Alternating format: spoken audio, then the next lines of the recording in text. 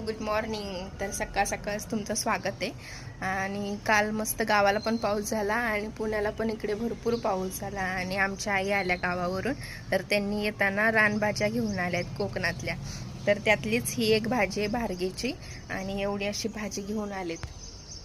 ती भाजी मी आज बनवणार आहे. ह्याची पानं मस्त स्वच्छ धुवून घेतली आहे भाजी. आता तिला बारीक चिरून घेते. चिरून तिला उकडवायची, उकडवून करायची ही भाजी. भाजी चिरून घेतली, उकडली. आता तिला पिळून घ्यायचं.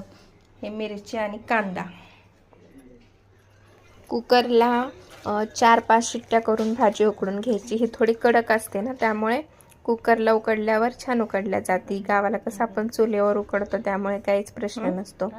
त्याला उकडून मग चांगल्या पाण्याने 2-3 वेळा धुवायची, कारण का ही चवीला थोडी कडवट असते आणि जर आपण डायरेक्ट केली तर ती कडू लागते. त्याच्यामुळे उकडून धुवून आणि मग भाजी करायची.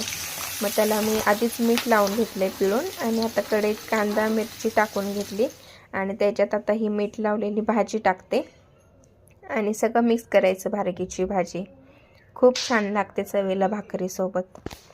आणि एवढं सगळं परतून झाल्यावर मला लक्षात आले की मी त्याच्यात लसूणच टाकला नाही. मग आता लसूण तव्यात तिकडे भाजून घेते तेलात, आणि मग नंतर वरतून लसूण टाकते.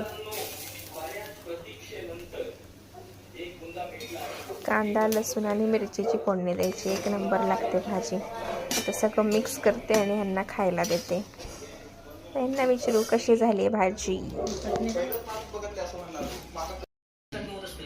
कशी झाली भाजी. भाजी आणि व्हिडिओ